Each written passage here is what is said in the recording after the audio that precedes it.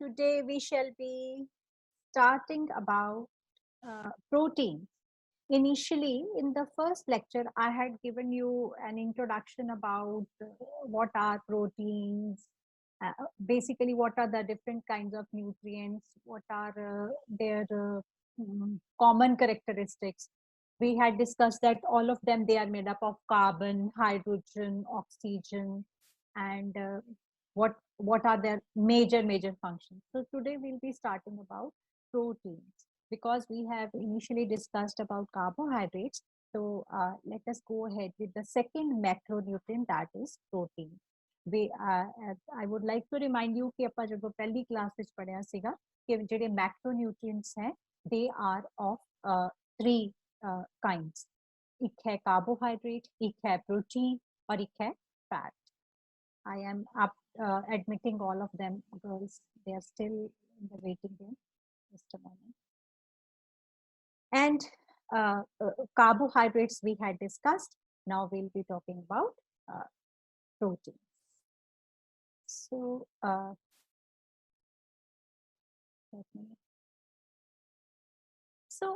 proteins they have come from jada protein word hai that has come from word protease.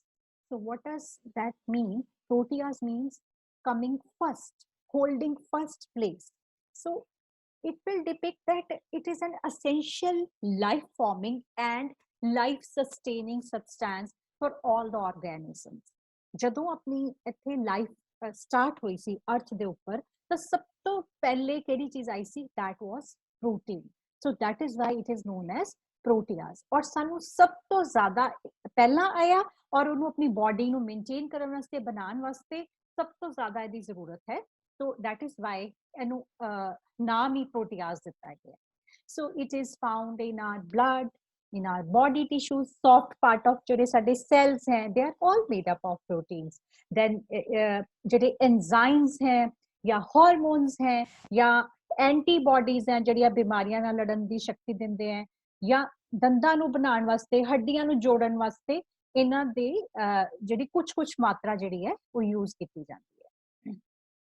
Still I can see so many girls in the waiting room.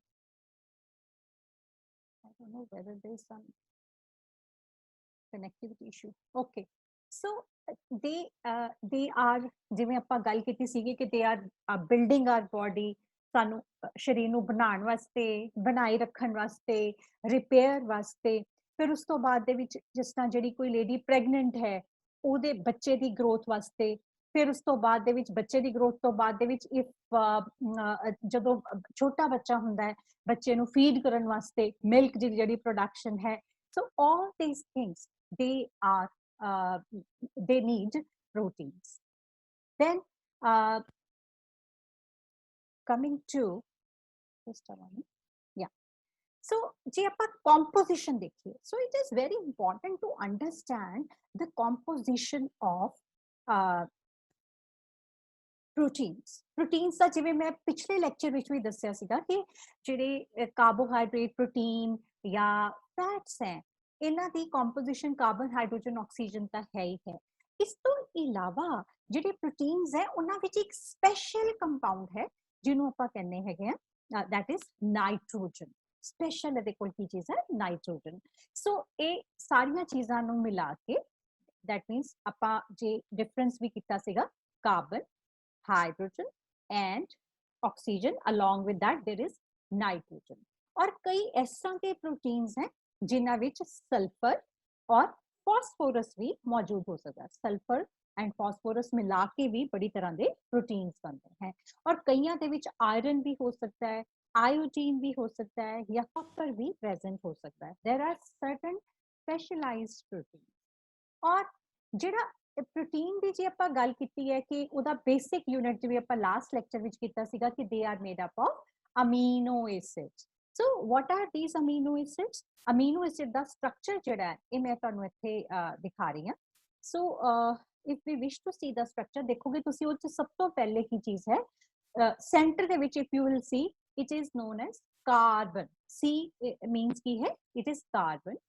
ਔਰ ਇਸ ਤੋਂ ਬਾਅਦ ਦੇ ਵਿੱਚ carbon ਦੇ ਨਾਲ ਹੈ R.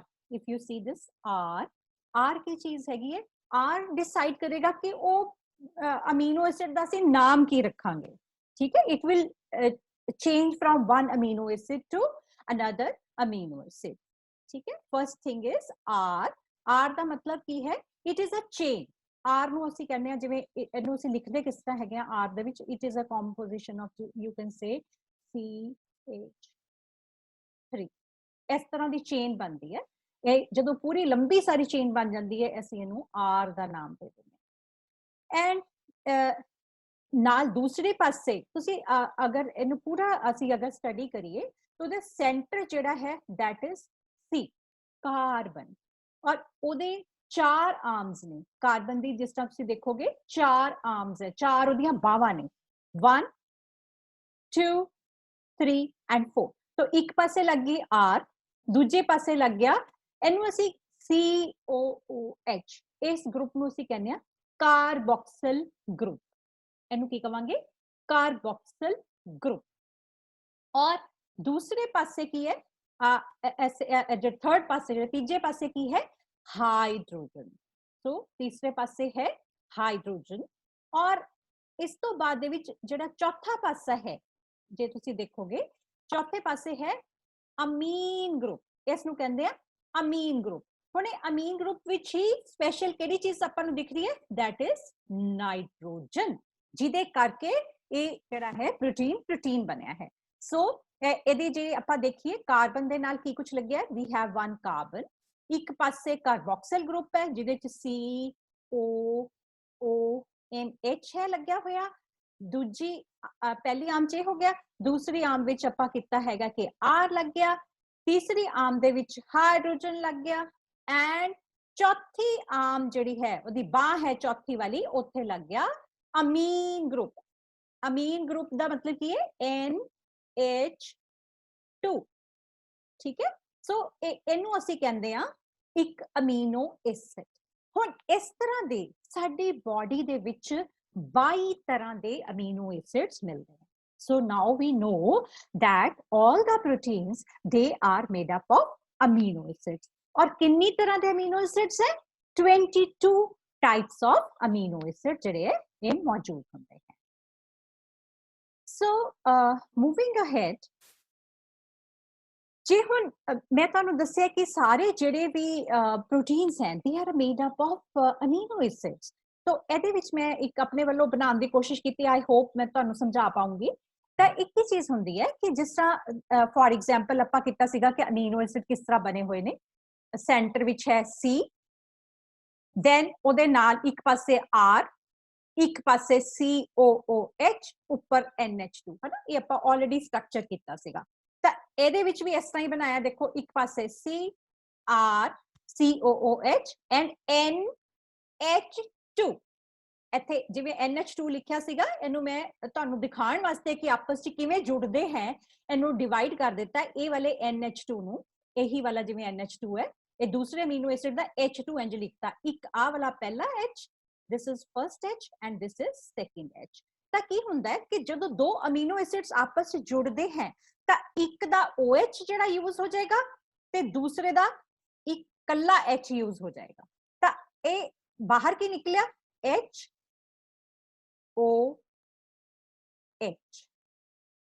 ਇਸ ਨੂੰ ਅਸੀਂ ਕਹਿ ਸਕਦੇ ਹਾਂ ਵਾਟਰ। ਵਾਟਰ ਦਾ ਫਾਰਮੂਲਾ ਯਾਦ ਹੈ, H2O, ਠੀਕ ਹੈ। So if you have any query we can answer it again, ठीक है, I'll explain it again। So ਇਹਦੇ ਵਿੱਚ ਮੈਂ ਤੁਹਾਨੂੰ ਦਿਖਾਇਆ ਕਿ ਦੋ ਤਰ੍ਹਾਂ ਦੇ ਜਿਹੜੇ ਅਮੀਨੋ ਐਸਿਡ ਆ ਉਹ ਕਿਸ ਤਰ੍ਹਾਂ ਆਪਸ ਵਿੱਚ ਜੁੜਦੇ ਹਨ। ਸੋ ਕੀ ਹੋਏਗਾ, ਜਿਵੇਂ ਆਪਾਂ ਸਟਰਕਚਰ ਕੀਤਾ ਹੈਗਾ ਕਿ ਇਹਦੇ ਇੱਕ ਪਾਸੇ NH2 ਲੱਗਿਆ ਹੁੰਦਾ ਹੈ, ਇੱਕ ਪਾਸੇ COOH ਲੱਗਿਆ ਹੁੰਦਾ ਹੈਗਾ, ਤੇ ਆਪਸ ਵਿੱਚ ਇਹ ਦੋ ਜਿਹੜੇ ਨੇ ਏਦਾਂ HOH ਇਕੱਠੇ ਹੋ ਕੇ ਨਿਕਲ ਜਾਏਗਾ ਪਾਣੀ। HOH ਨੂੰ ਆਪਾਂ H2O ਵੀ ਕਹਿ ਸਕਦੇ ਹਾਂ, ਹੈ ਨਾ। We can always write it as H2O। So ਇਹਦਾ ਮਤਲਬ ਜਦੋਂ ਪਹਿਲਾ ਅਮੀਨੋ ਐਸਿਡ ਦੂਸਰੇ ਅਮੀਨੋ ਐਸਿਡ ਨਾਲ ਮਿਲੇਗਾ ਤਾਂ ਅਸੀਂ ਇਸ ਚੇਨ ਇੱਕ ਬਣ ਜਾਏਗੀ, ਇੱਕ ਚੇਨ ਬਣ ਜਾਏਗੀ, ਰਿੰਗ ਜਿਹੜੇ ਆਪਸ ਚ ਇਕੱਠੇ ਹੋ ਜਾਣਗੇ। ਅਸੀਂ ਇਹਨੂੰ ਕੀ ਕਵਾਂਗੇ, ਡਾਈਪੈਪਟਾਈਡ। ਡਾਈਪੈਪਟਾਈਡ, ਡਾਈ ਮੀਨਸ 2, ਠੀਕ ਹੈ। ਤਾਂ ਇਹ ਨਾਲ ਕੀ ਬਣ ਗਿਆ, ਵਾਟਰ। ਵਾਟਰ ਤਾਂ ਮੈਂ ਤੁਹਾਨੂੰ ਆਲਰੇਡੀ ਦੱਸਿਆ ਹੀ ਹੈ ਕਿਸ ਤਰ੍ਹਾਂ ਬਣਿਆ ਹੈਗਾ। तो ये दो अमीनो एसिड मिलके ਕੀ ਬਣ ਗਏ ਡਾਈਪੈਪਟਾਈਡ। ਸੋ ਇਦਾਂ ਹੀ ਚੇਨ ਜਿਹੜੀ ਹੈ ਲੰਬੀ ਲੰਬੀ ਹੁੰਦੀ ਜਾਏਗੀ ਔਰ ਸਾਡੇ proteins different types of protein ਅਲੱਗ-ਅਲੱਗ ਤਰ੍ਹਾਂ ਦੇ ਪ੍ਰੋਟੀਨ ਜਿਹੜੇ ਆ ਉਹ ਬਣਦੇ ਜਾਣਗੇ। So now let us see. Now we know about amino acids. ਅਸੀਂ ਗੱਲ ਕੀਤੀ ਹੈ ਕਿ 22 ਤਰ੍ਹਾਂ ਦੇ amino acids ਹੁੰਦੇ ਆ ਸਾਡੇ ਬੋਡੀ ਲਈ ਜਿਹੜੇ ਇੰਪੋਰਟੈਂਟ ਹੈਗੇ ਆ ਔਰ ਇਹ ਦੋ ਤਰ੍ਹਾਂ ਦੇ amino acids ਅਸੀਂ ਕਹਿੰਦੇ ਆ ਇਹਨਾਂ ਨੂੰ ਕਲਾਸੀਫਾਈ ਕਰ ਸਕਦੇ ਆ। ਪਹਿਲੇ amino acids ਹੈ ਜਿਨ੍ਹਾਂ ਨੂੰ ਅਸੀਂ ਕਹਿੰਦੇ ਆ essential amino acids ਔਰ ਦੂਸਰੇ ਹੈ non essential amino acid। essential ਹੁੰਦਾ ਹੈ ਜ਼ਰੂਰੀ, non essential ਹੁੰਦਾ ਹੈ ਗੈਰ ਜ਼ਰੂਰੀ। So as the name suggests ਕਿ ਜਿਹੜੇ essential amino acids ਨੇ ਉਹ ਕਿਹੜੇ ਹੋਣਗੇ ਜਿਨ੍ਹਾਂ ਦਾ ਨਿਰਮਾਣ ਜਿਨ੍ਹਾਂ ਦੀ ਪ੍ਰੋਡਕਸ਼ਨ ਸਾਡੀ ਬੋਡੀ ਆਪ ਖੁਦ ਨਹੀਂ ਕਰ ਸਕਦੀ ਹੈ। So that is why we have to take it from food। ਸਾਨੂੰ ਬਾਹਰੋਂ ਉਹਨਾਂ ਨੂੰ ਲੈਣਾ ਪਏਗਾ ਕਿਉਂਕਿ ਜਿਹੜੀ ਚੀਜ਼ ਆਪਾਂ ਬਣਾ ਨਹੀਂ ਸਕਦੇ ਆਪਾਂ ਬਾਜ਼ਾਰੋਂ ਲੈਂਦੇ ਆ। ਹੁਣ ਜੇ ਆਪਾਂ ਕੱਪੜੇ ਹੈ ਜੇ ਅਸੀਂ ਕੱਪੜਾ ਨਹੀਂ ਆਪ ਬਣਾ ਸਕਦੇ ਅਸੀਂ ਬਾਜ਼ਾਰੋਂ ਜਾ ਕੇ ਖਰੀਦ ਕੇ ਲੈ ਕੇ ਆਉਂਦੇ ਆ। ਠੀਕ ਹੈ, ਜਿਹੜੀ ਚੀਜ਼ ਅਸੀਂ ਆਪ ਬਣਾ ਸਕਦੇ ਆ ਉਹ ਅਸੀਂ ਬਾਜ਼ਾਰੋਂ ਨਹੀਂ ਖਰੀਦਦੇ। ਸੋ ਅਸੈਂਸ਼ੀਅਲ ਚੀਜ਼ ਕਿਹੜੀ ਹੈ ਜ਼ਰੂਰੀ ਚੀਜ਼ ਜ਼ਰੂਰੀ ਅਮੀਨੋ ਐਸਿਡ ਕਿਹੜੇ ਹੈ ਜਿਨ੍ਹਾਂ ਦਾ ਨਿਰਮਾਣ ਸਾਡਾ ਸਰੀਰ ਖੁਦ ਨਹੀਂ ਕਰ ਸਕਦਾ ਹੈ। ਇਸ ਕਰਕੇ ਸਾਡੇ ਜਿਹੜੇ ਆਹਾਰ ਸਾਡੀ ਜਿਹੜੀ ਡਾਈਟ ਹੈ ਉਹਨੂੰ ਇਹਨੂੰ ਪ੍ਰੋਵਾਈਡ ਕਰਨਾ ਪਏਗਾ। ਔਰ ਸਾਡੇ ਲਈ ਕਿੰਨੀ ਤਰ੍ਹਾਂ ਦੇ ਅਮੀਨੋ ਐਸਿਡ ਜਿਹੜੇ ਨੇ ਕਿੰਨੇ ਅਮੀਨੋ ਐਸਿਡ ਆ ਜਿਹੜੇ ਜ਼ਰੂਰੀ ਹੈ we need 8 essential amino acid। 8 ਤਰ੍ਹਾਂ ਦੇ ਅਮੀਨੋ ਐਸਿਡ ਆ ਜਿਹੜੇ ਸਾਡੇ ਲਈ ਜ਼ਰੂਰੀ ਹੈ essential ਹੈ। ਸੋ ਉਹ ਕਿਹੜੇ ਵਾਲੇ ਨੇ ਇਹ ਅਸੀਂ ਜਦੋਂ ਪਹਿਲੀ ਵਾਰੀ ਸੁਣਦੇ ਸੀ ਸਾਨੂੰ ਨਾਮ ਸੁਣ ਕੇ ਅਜੀਬ ਲੱਗਦਾ ਸੀ ਬਟ ਇਵੈਂਚੁਅਲੀ ਕਿਉਂਕਿ ਇੰਨੇ ਸਾਲਾਂ ਦੇ ਅਸੀਂ ਪੜ੍ਹ ਰਹੇ ਸਾਨੂੰ ਨਾਮ ਜਿਹੜੇ ਯਾਦ ਹੋ ਗਏ। ਸੋ ਤੁਹਾਨੂੰ ਵੀ ਤੁਸੀਂ ਜਦੋਂ ਵਾਰੀ-ਵਾਰੀ ਪੜ੍ਹੋਗੇ ਤੁਹਾਨੂੰ ਯਾਦ ਹੋ ਜਾਣਗੇ ਪਰ ਤੁਹਾਨੂੰ ਪਤਾ ਹੋਣਾ ਚਾਹੀਦਾ ਹੈ ਕਿ ਕਿਹੜੇ ਸਾਡੇ ਸਰੀਰ ਲਈ essential amino acids ਹੈ। ਤਾਂ ਉਹਨਾਂ ਦੇ ਨਾਮ ਕੀ ਹੈ that is the first name is leucine, second is isoleucine, तीसरा है लाइसिन, चौथा है वलीन, पंजवा मिथियोनिन, छेवां फिनाइल एलानीन, सतवां है ट्रिप्टोफेन और अठवां है थ्रियोनिन। सो ਇਹ ਜਿਹੜੇ ਨੇ ਤੁਹਾਨੂੰ ਯਾਦ ਰੱਖਣ ਵਾਸਤੇ ਥੋੜਾ ਜਿਹਾ ਆਪਣੇ ਆਪ ਵਾਰੀ-ਵਾਰੀ ਲਿਖਣਾ ਪਏਗਾ। ਸੋ ਆਈਲ ਰਿਪੀਟ ਫਰਸਟ ਇਜ਼ ਲਿਊਸਿਨ ਆਪਣੇ ਆਪ ਤੁਸੀਂ ਬੋਲ ਕੇ ਦੇਖ ਸਕਦੇ ਹੋ I have muted you but you can speak with me। leucine, isoleucine, lysine, valine ਇਹ ਚਾਰ ਹੋ ਗਏ। then methionine, phenylalanine, tryptophan and threonine। so these are essential amino acids for us। ਪਰ ਜਦੋਂ ਆਪਾਂ ਛੋਟੇ ਬੱਚਿਆਂ ਦੀ ਗੱਲ ਕਰਦੇ ਹਾਂ ਉਹਨਾਂ ਨੂੰ ਇਹ 8 ਅਮੀਨੋ ਐਸਿਡਸ ਦੇ ਇਲਾਵਾ ਦੋ ਹੋਰ ਅਮੀਨੋ ਐਸਿਡ ਜਿਹੜੇ ਨੇ ਉਹਨਾਂ ਲਈ essential ਹੈ ਕਿਉਂਕਿ ਛੋਟੇ ਬੱਚੇ ਇਹ ਦੋ ਤਰ੍ਹਾਂ ਦੇ ਅਮੀਨੋ ਐਸਿਡਸ ਦਾ ਵੀ ਨਿਰਮਾਣ ਨਹੀਂ ਕਰ ਸਕਦੇ। ਆਪਾਂ ਤਾਂ 8 ਨਹੀਂ ਬਣਾ ਸਕਦੇ ਪਰ ਛੋਟੇ ਬੱਚੇ 10 ਨਹੀਂ ਬਣਾ ਸਕਦੇ। ਤਾਂ ਕਿਹੜੇ ਕਿਹੜੇ ਹੈ ਬੱਚਿਆਂ ਵਾਸਤੇ ਪਹਿਲਾ ਹੈ ਆਰਜੀਨਿਨ ਦੂਜਾ ਹੈ ਹਿਸਟੀਡਿਨ। ਸੋ ਇਸ ਕਰਕੇ 8 + 2 ਬੱਚਿਆਂ ਵਾਸਤੇ ਕਿੰਨੇ essential amino acids ਹੋ ਗਏ 10 ਸਾਡੇ ਲਈ ਕਿੰਨੇ ਹੋ ਗਏ 8। ਸੋ second classification ਜਿਹੜੀ ਇਹਦਾ second type ਹੈਗੀ ਹੈ that is non essential amino acid। ਹੁਣ ਇਹ as the name is suggesting ਕਿ ਸਾਡੀ ਬੋਡੀ ਵਿੱਚ ਸ਼ਕਤੀ ਹੈ ਅਸੀਂ ਆਪਣੇ ਆਪ ਇਹਨਾਂ ਦੇ ਦਾ ਨਿਰਮਾਣ ਕਰ ਸਕਦੇ ਹਾਂ। ਹੁਣ ਇਹਨਾਂ ਦਾ ਨਿਰਮਾਣ ਕਿੱਥੋਂ ਹੋਏਗਾ ਜਦੋਂ ਸਾਡੀ ਬੋਡੀ essential amino acids ਲਏਗੀ ਅਸੀਂ ਉਹਦੀ ਆਰ ਜਿਹੜਾ ਮੈਂ ਤੁਹਾਨੂੰ ਦੱਸਿਆ ਸੀ ਆਰ ਵਿੱਚ ਥੋੜੇ ਬਹੁਤ ਚੇਂਜ ਕਰਕੇ ਅਸੀਂ ਉਹਨਾਂ ਤੋਂ different type of amino acid ਹੋਰ ਬਣਾ ਲਾਂਗੇ। ਮੈਂ ਤੁਹਾਨੂੰ ਦੱਸਿਆ ਸੀਗਾ ਕਿ 22 ਤਰ੍ਹਾਂ ਦੇ ਅਮੀਨੋ ਐਸਿਡ ਹੁੰਦੇ ਆ ਜੇ 8 ਜਿਹੜੇ ਹੈ ਸਾਡੇ ਲਈ ਜ਼ਰੂਰੀ ਹੈ ਦੋ ਹੋਰ ਮਤਲਬ 10 ਜਿਹੜੇ ਹੈ ਉਹ essential ਹੋ ਗਏ ਤਾਂ 12 ਕਿਹੜੇ ਹੋ ਗਏ ਉਹ ਹੋ ਗਏ non essential amino acid। और इन्हां दा निर्माण ਅਸੀਂ essential amino acids ਤੋਂ ਵੀ ਕਰ ਸਕਦੇ ਹਾਂ ਜਾਂ ਹੋਰ ਐਸੇ ਕੰਪਾਊਂਡਸ ਜਿਨ੍ਹਾਂ ਦੇ ਵਿੱਚ ਨਾਈਟ੍ਰੋਜਨ ਮੌਜੂਦ ਹੈ ਔਰ ਸਾਡੇ ਬਾਡੀ ਦੇ ਕੋਲ ਸ਼ਕਤੀ ਹੈ ਕਿ ਉਹਨਾਂ ਦਾ ਨਿਰਮਾਣ ਕਰ ਸਕਦੀ ਹੈ। ਇਸ ਕਰਕੇ ਅਸੀਂ ਇਹਨਾਂ ਨੂੰ ਕਹਿੰਦੇ ਹਾਂ ਕਿ ਜੇ ਅਸੀਂ ਡਾਈਟ ਵਿੱਚ ਨਹੀਂ ਵੀ ਲਵਾਂਗੇ ਤਾਂ ਵੀ ਸਾਡੀ ਬਾਡੀ ਲਈ ਇਹ ਕੋਈ ਸਾਨੂੰ ਫਰਕ ਨਹੀਂ ਪਏਗਾ ਮਤਲਬ ਅਸੀਂ ਆਪ ਬਣਾ ਲਾਂਗੇ।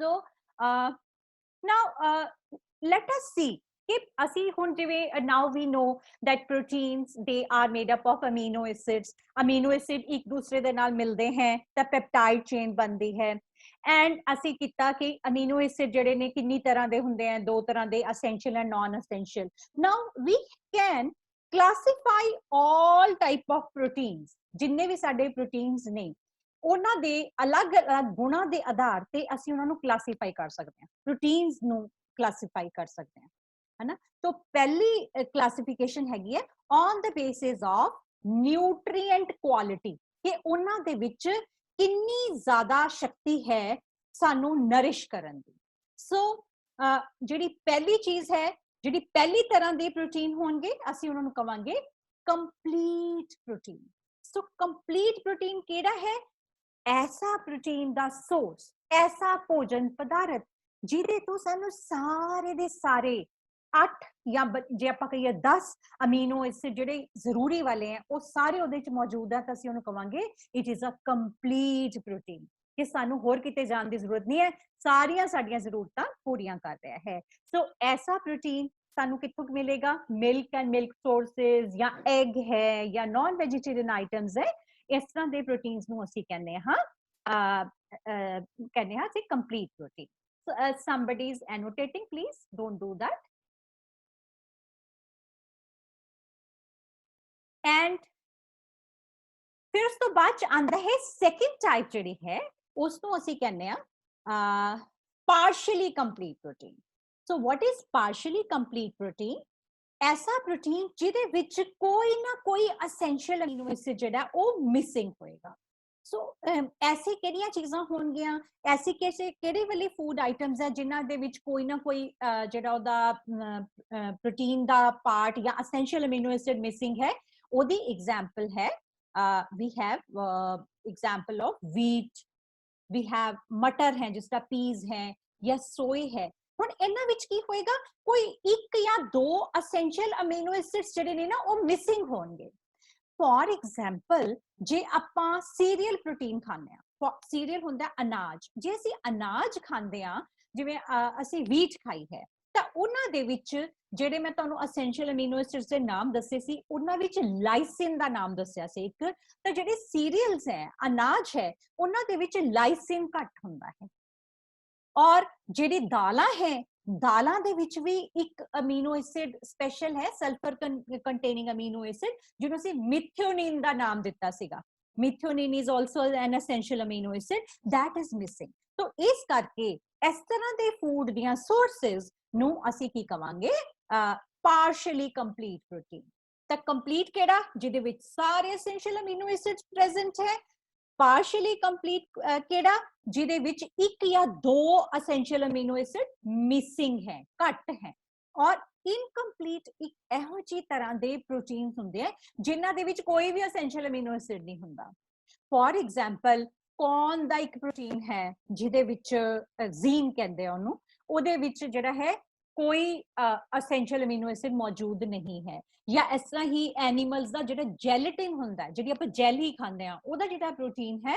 ਉਹ ਦੈਟ ਇਜ਼ ਇਨਕੰਪਲੀਟ ਪ੍ਰੋਟੀਨ ਉਹਦੇ ਵਿੱਚ ਕੋਈ ਵੀ ਐਸੈਂਸ਼ੀਅਲ ਅਮੀਨੋ ਐਸਿਡ ਨਹੀਂ ਹੁੰਦਾ it contains all type of non essential amino acid so this is the first kind of classification ਦੂਜੀ ਜਿਹੜੀ ਅਸੀਂ ਕਲਾਸੀਫਿਕੇਸ਼ਨ ਕਰ ਸਕਦੇ ਹਾਂ that is on the basis of food sources ਕਿ ਸਾਨੂੰ ਕਿੱਥੋਂ ਮਿਲ ਰਿਹਾ ਹੈ ਕਿਹੜੀ ਤਰ੍ਹਾਂ ਦੇ ਫੂਡ ਆਈਟਮ ਤੋਂ ਮਿਲ ਰਿਹਾ ਹੈ ਸੋ we get protein from two type of foods ਦੋ ਤਰ੍ਹਾਂ ਦੇ ਅਸੀਂ ਫੂਡਸ ਤੋਂ ਲੈਂਦੇ ਆ ਪਹਿਲਾਂ ਅਸੀਂ ਲੈਂਦੇ ਆ from animal origin ਜਿਹੜੇ ਕਿ ਜਿਸ ਤਰ੍ਹਾਂ ਫॉर ਐਗਜ਼ਾਮਪਲ ਮਿਲਕ ਹੈ ਦੁੱਧ ਜਾਂ ਦੁੱਧ ਤੋਂ ਬਣੀਆਂ ਚੀਜ਼ਾਂ ਹੈ ਜਾਂ ਫਿਰ ਨਾਨ ਵੈਜੀਟੇਰੀਅਨ origin ਦੀਆਂ we have eggs we have fish we have chicken we have mutton all the non vegetarian sources ਇਹ ਸਾਰੇ ਪ੍ਰੋਟੀਨ ਇਹਨਾਂ ਤੋਂ ਮਿਲਦਾ ਕਿਉਂਕਿ ਜਿਵੇਂ ਆਪਾਂ ਨਾਨ ਵੈਜੀਟੇਰੀਅਨ ਦਾ ਐਗਜ਼ਾਮਪਲ ਇਹੀ ਹੈ ਕਿ ਆਪਣੀ ਬਾਡੀ ਜੇ ਪ੍ਰੋਟੀਨ ਦੀ ਬਣੀ ਹੈ ਤਾਂ ਸਾਰੇ ਐਨੀਮਲਸ ਦੀ ਬਾਡੀ ਜਿਹੜੀ ਹੈ ਉਹ ਵੀ ਪ੍ਰੋਟੀਨ ਦੀ ਬਣੀ ਹੋਈ ਹੈ ਸੋ ਜਿਹੜਾ ਵੀ ਨਾਨ ਵੈਜ ਲਏਗਾ ਉਹਨੂੰ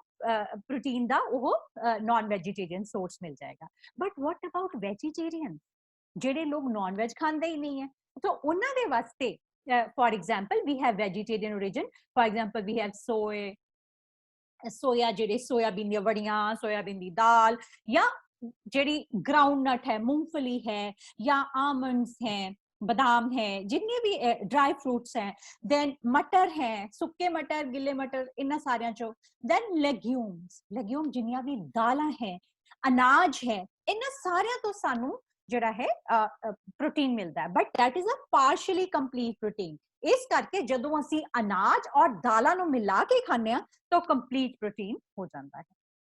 ठीक है, so this was the second type of classification. तीसरी क्लासिफिकेशन है that is on the basis of physical and chemical properties.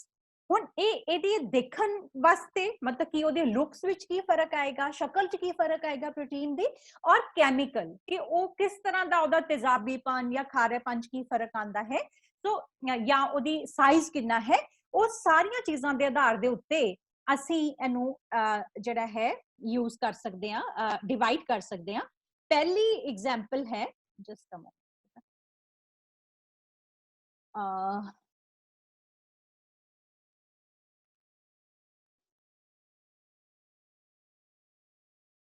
पहली है दैट इज सिंपल, ਜਿਹੜਾ ਆਪਾਂ ਨੂੰ ਕਹਿੰਦੇ ਹਾਂ ਪ੍ਰੋਟੀਨ। ਸਿੰਪਲ ਪ੍ਰੋਟੀਨ ਇਹ ਹੁੰਦੇ ਆ ਜਿਹਦੇ ਵਿੱਚ only amino acids are there, we do not have anything, we have only simple protein, मतलब अमीनो एसिड दी चेन बनी होगी। एदी एग्जांपल है egg albumin.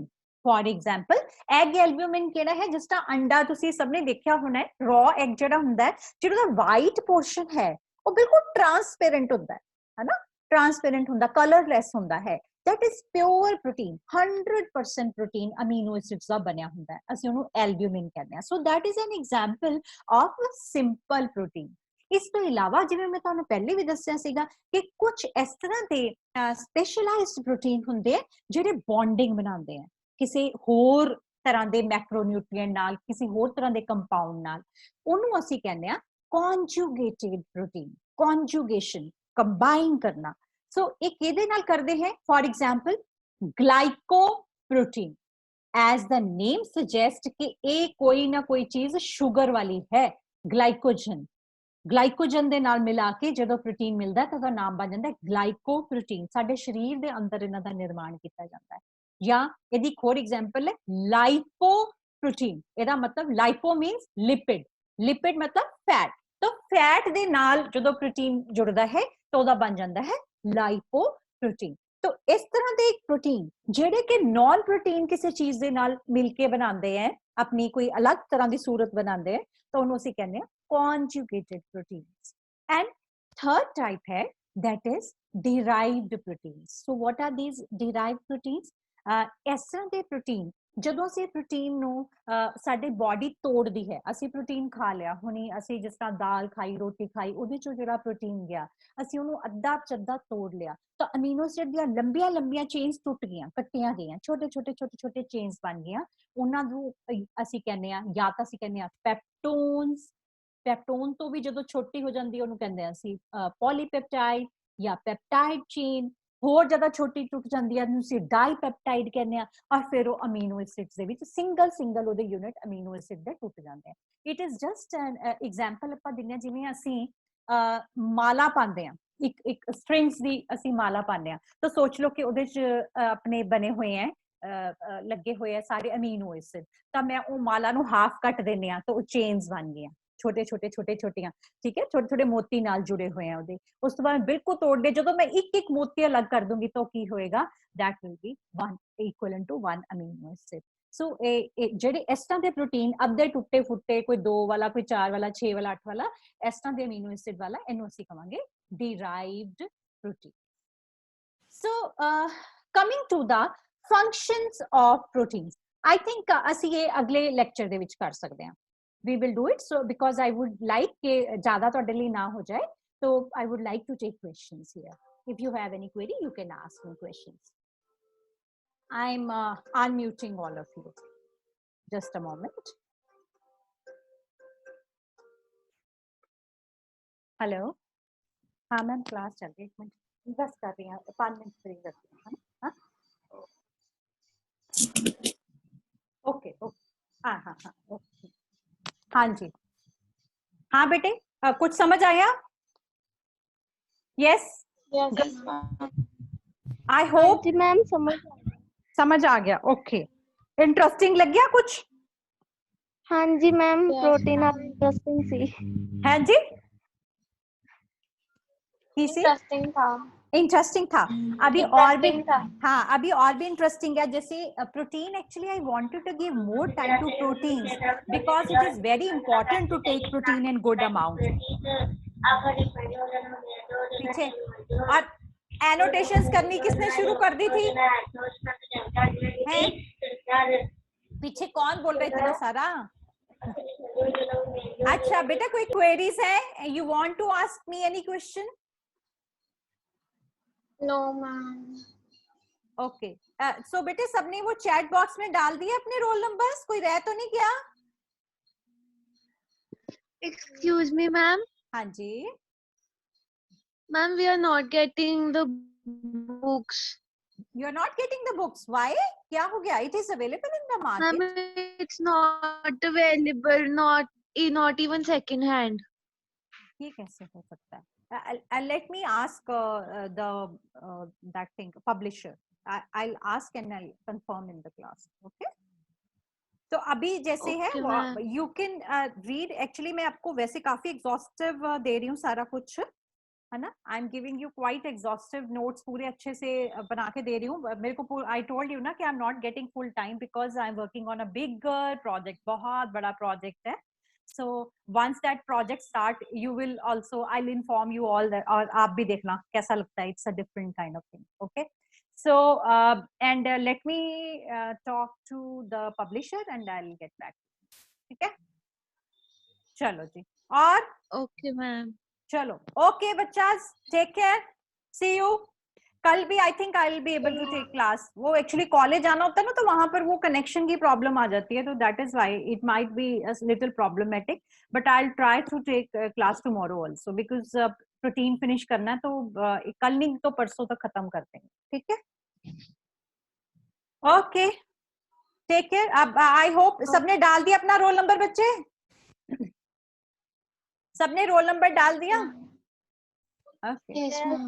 Okay okay, then bye, you can leave the class.